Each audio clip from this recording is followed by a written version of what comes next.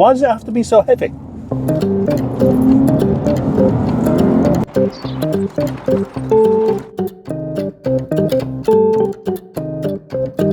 But you don't have to think too much about it.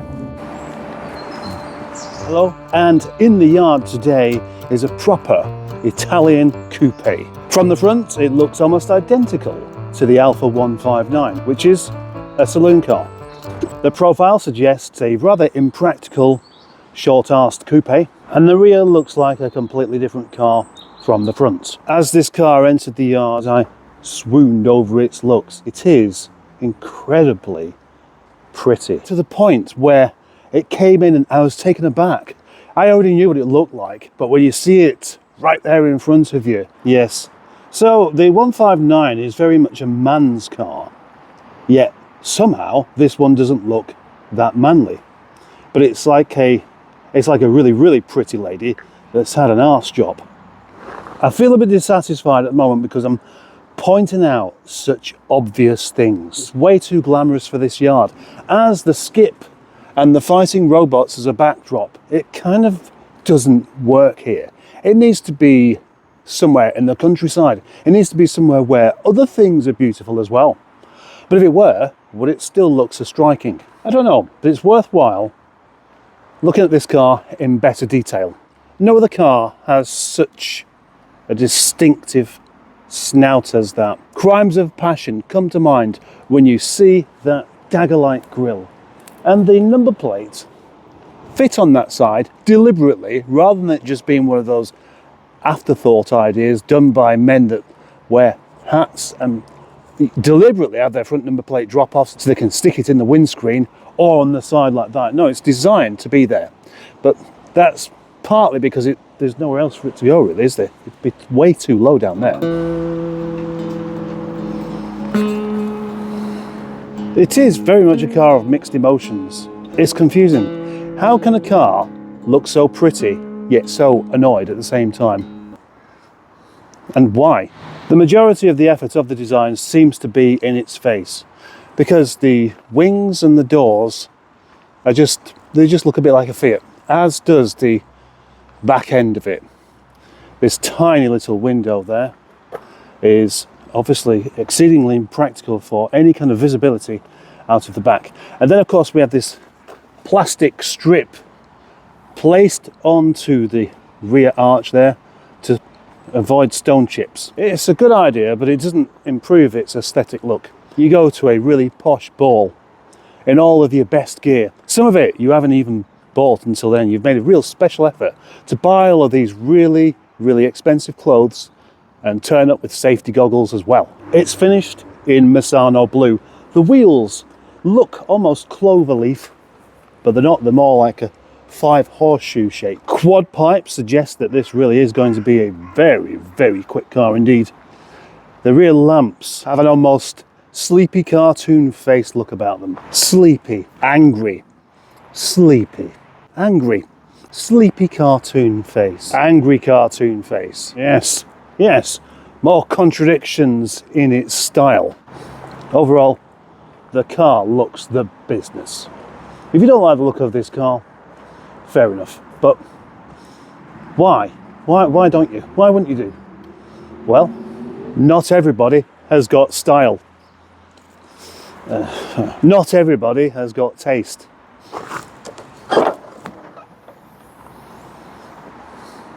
Interesting. The boot has a black carpet and isn't big. You wouldn't expect it to be, but it's made smaller by these covers here. So there's nothing. There's a mouse trap in the back of there.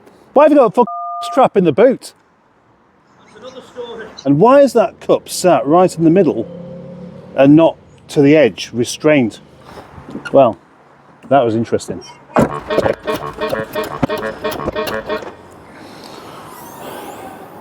Gas struts, good. Underneath this bonnet we find the 2.2 4-cylinder JTS engine. It looks like proper engines used to be. No cover on there, no big plastic cover. A nice bold Alfa Romeo JTS twin phaser.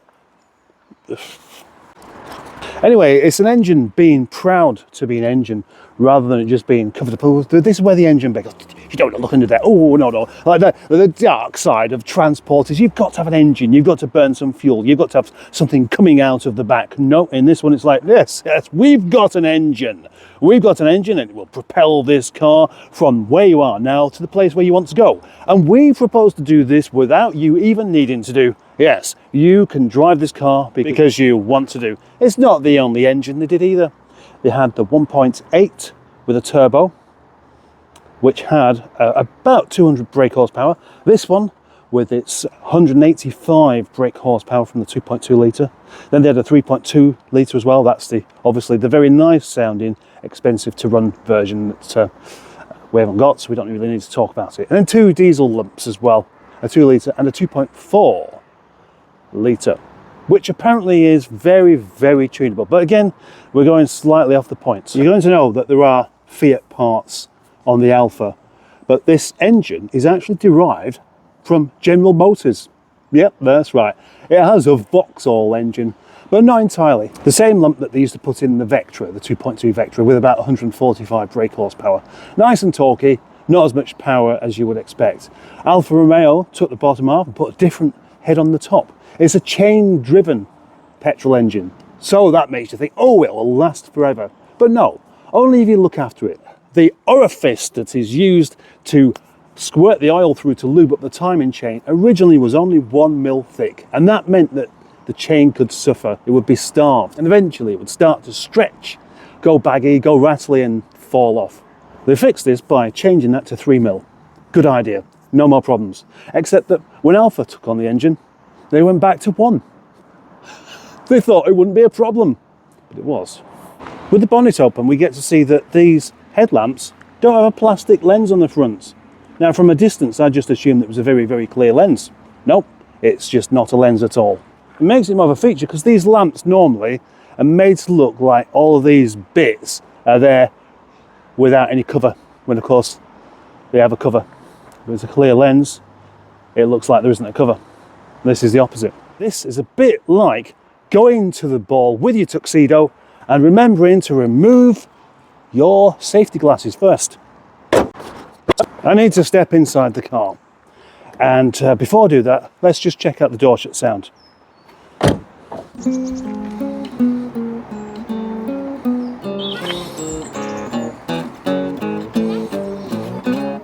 Leather seats, naturally, leather looking bits on the door card, leather looking dash, but I can tell just by looking that it's all really good quality material. Brushed aluminium effect. It is just an effect, but it looks just right.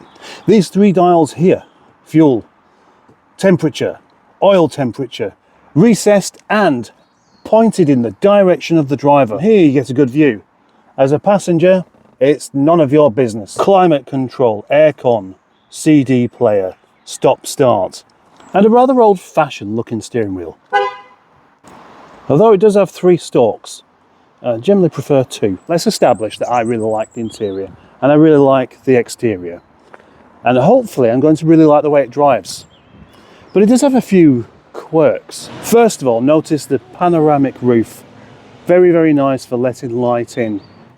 But when we look at it from the inside, it isn't there. We just have a normal roof lining and absolutely no way of seeing the sun through the panoramic glass. You might just assume that that's just a glass panel put on top of a steel roof, but it's not. It's actually a glass roof. If you take the headline out, you can see the glass. The basic idea was that you could have your sliding panoramic sun exposing thingy, but it was an £800 option, and so many people didn't want to pay that much extra. Lots of things I do like though, plenty of attention to detail. The Alfa Romeo badged kick plate, the proper carpet, the electric seat, the complete lack of room in the back, and oh gosh, oh no, as soon as you start tilting the seat, the electrics come into place and start moving it back to where it was. If the driver could sit in that position for some reason whilst driving, I still wouldn't be very comfortable because there's no headroom, and if I lean back enough to put the seatbelt on, I've got no chance. But this isn't a dig, because obviously it wasn't meant to be like this. These are token seats for best small children only. But what kind of children would fit in here? There's no leg room whatsoever.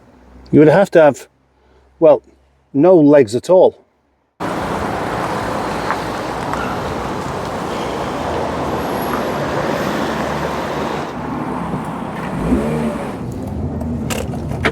Set off gently, as you should always do. We need to get a bit more heat into the engine before you do anything exciting. That's you get to drive a car gently, so you just get a better feel for the steering in normal use. Because if what you're interested in is how a car steers whilst you're ragging it over the hard knock pass, but you don't live there, then this is more important than that. And it's lovely. It's quite nice to drive smoothly. I mean, there's a good reason why many cars would have a very similar gear change these days, because you don't want something that challenges you. You don't want something you have to have a battle with. You want something that is nice to use, but you don't have to think too much about it. Same with all of the driving buttons everywhere. But that's one of the things I don't particularly like with more sort of digital cars, where everything's on screens and stuff. It's all well and good, but if it's important stuff, you don't want to have to take your eyes off the road just so you can figure out what you're doing. Very smooth acceleration. Is this a fast car, do you reckon? With 185 brake horsepower, and how many newton meters of torque or pounds foot of torque it has, I don't even know, I didn't find that bit out. And the car's small, so you would expect it to be really rather nimble. But it's also very, very heavy as well. Like very heavy, like 1,500 kilos for a car that you can only fit 2 people in. That's bad. That's bad. Why does it have to be so heavy? And why am I sat behind this truck like this? Well, because it would be rude of me to assume that he's going to go the direction that he is doing. This is why having a bit of power is important, for safety reasons. I only went up to 40 there, but it's how quickly you get there that's important. So, can I make that cup fall over that's in the boot? Because I'm really, really uneasy by the idea that I said a cup sat in the middle of the boot and just gone nowhere. It's just not right. It should be broken with a stain next to it, just next to that mouse trap. Drop it into second nicely there, and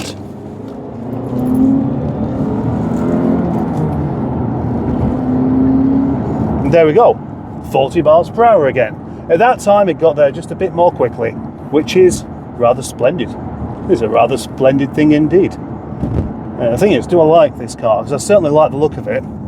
It doesn't drive as different as I was expecting. I thought it was going to be a bit more sporty feeling, and I'm not disappointed, but I'm quite surprised by just how normal it feels. With a car like this, the main thing is you can enjoy being in the driver's seat. It's comfortable, everything looks really nice, and then when you get out of it and walk away, you just want to look at it.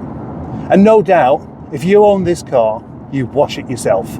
You don't take it to one of those car wash places, the converted petrol stations, and get somebody else to do it with their brushes that they stick in a bucket of water that has previously been on a car that's much dirtier than this and caused scratches and swirls everywhere. No, you actually take your time on a Sunday afternoon when you haven't got anything better to do, because there isn't anything better to do, and make sure it's cleaned properly and nicely. Is that right, Michael? It certainly is. Right, okay, I thought it might be. Now, here, that's a proper sports car, the Triumph Spitfire. This looks like a proper sports car, but was kind of designed to drive more like something you could spend all day driving, because apparently They used to make really proper sports cars, and people wanted something that you'd spend all day driving. So they built something you could spend all day driving, and then people complained that they wanted a proper sports car. I'm not sure I covered half of what I wanted to say there, to be absolutely honest. But it'll do. Thank you. Want me to pause it? Yeah.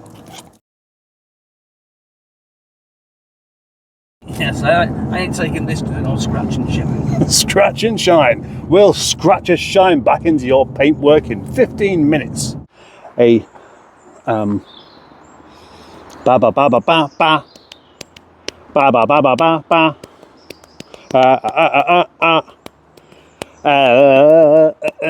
Come on, think, use your brain, think about it. What is it? It was designed, of course, by Giugiaro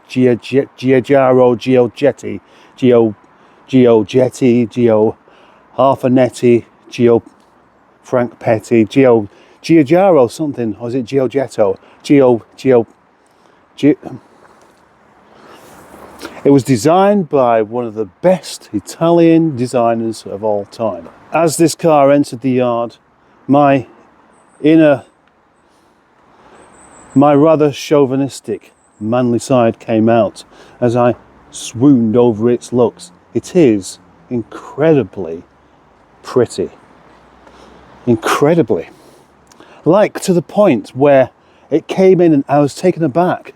I already knew what it looked like, but when you see it right there in front of you, maybe it's a bit light. Maybe it's just like when you see somebody that you've fantasized over and then you meet them in the flesh, and this is starting to sound a bit like stalker talk, and that's not really how I want it to do. It's okay, but it's such a heavy door that is maybe a bit more. It's such a heavy door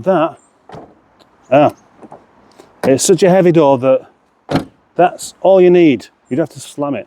This car you could drive from here to France and still arrive, without back problems. Where in something that's designed to give you that eager, exciting, energetic experience, will make you fed up with it at some point along the way, because it's tiring.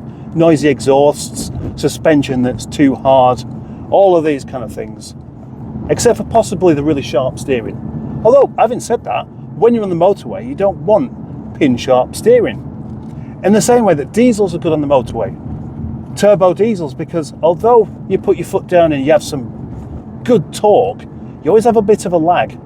So you don't find a twitchy throttle response, whereas a normally aspirated petrol car, especially one with bags and bags of torque, you find that it's very difficult to keep control of how fast you're actually going. I really am waffling on again now. Oh, what am I like here? I'm not sure I covered half of what I wanted to say there, to be absolutely honest.